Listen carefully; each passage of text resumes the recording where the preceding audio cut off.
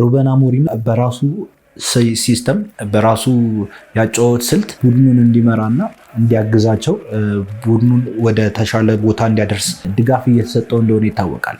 ነገር ግን ይህን ያህል ጨዋታዎች እስከ 30 ጨዋታ ማለት ቀላል አይደለም። 30 ጨዋታ ተደርጎ 28 ነጥብ ማለት ከሰበሰብነው ነጥብ የተጫወትነው በለጠ ማለት ነው።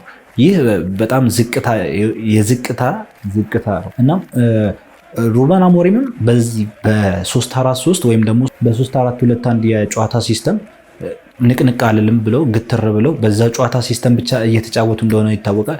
ያንን ደግሞ ለምን መቀየር አትፈልግም ተብሎ ሲጠየቅ በስፖርቲንግ ቤት ውስጥ ያዋጣኝ ሲስተም ይሄ ነው፣ ወደ ማንቸስተር ዩናይትድም እንድመረጥ ያደረገኝ ይህ ሲስተም ነው ማለቱ ይታወሳል። ነገር ግን በማንቸስተር ዩናይትድ ቤት ውስጥ እየሰራ አይደለም። ይህ ሲስተም ክሊርሊ እየሰራ እንዳልሆነ የታየበት 30 ጨዋታው እንግዲህ ሳምፕል ነው። 30 ጨዋታው ሙሉ እንዳልሰራ የሚያሳዩ ነገሮችን በደንብ ያየንበትና ተጫዋቾቹን ለዚህ የጨዋታ ሲስተም ወይም ደግሞ ለዚህ የጨዋታ ስልት አለመሆኑ ወይም ደግሞ እንዳልተመቻቸውና እንደማይፈልጉት በሚያሳይ ሁኔታ እየተጫወቱና እንደሚገኝ ይታወቃል።